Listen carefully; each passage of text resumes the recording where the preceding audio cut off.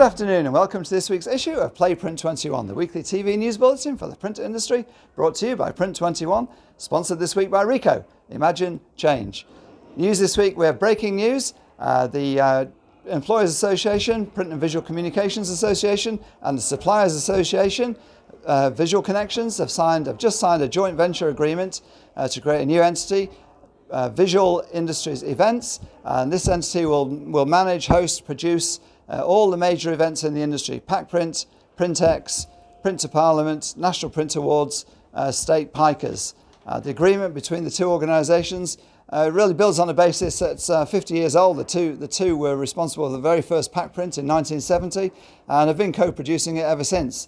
This cements that arrangement and all arrangements for all of the major events. This year's Pack Print 2021 will take place 28th of September to the 1st of October. It will be the first major print show outside China for 18 months since COVID hit, well, virtually for 2 years. And I know suppliers that I've talked to are already looking forward to it and excited about showing their latest equipment that'll be on the show floor. It's going to be a great event. Other news this week, the price of shipping, not something we normally talk about on Print21, is impacting on the industry though. Shipping is under intense pressure. Freight costs are skyrocketing. The cost of getting a 20-foot container from China or from Asia to Australia was $950 6 months ago. Now it's $3,000. And that is having a major effect on the price of paper particularly, and board, and of wide format media. All prices will be going up, certainly from the two major suppliers, Spicer's, Ball & Doggett, and all other suppliers I imagine will be following suit. Spicer's will be putting up all its prices across the board 3% from 1st of March. With rigid boards the exception, they're going up 8%. Ball & Doggett has a range of price increases from 3% to 9%, and their prices will rise from the 15th of March. Check with your local rep for details.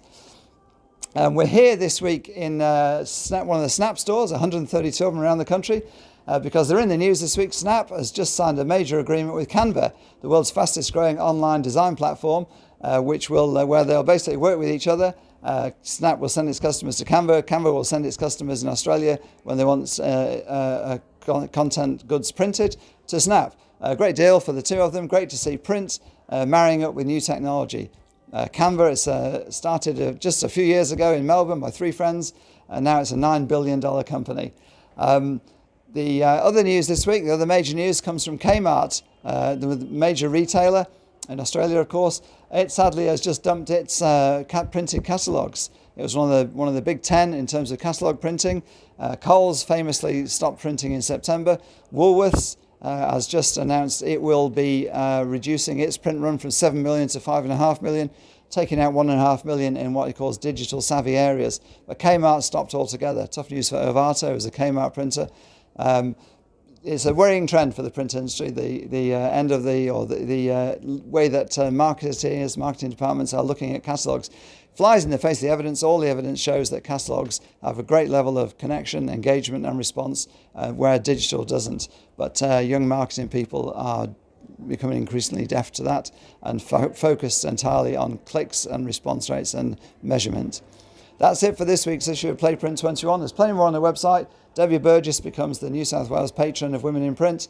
Go there for all these stories and more. It's me, Wayne Robinson, signing off for another week. Thanks to our sponsor Ricoh. Imagine change.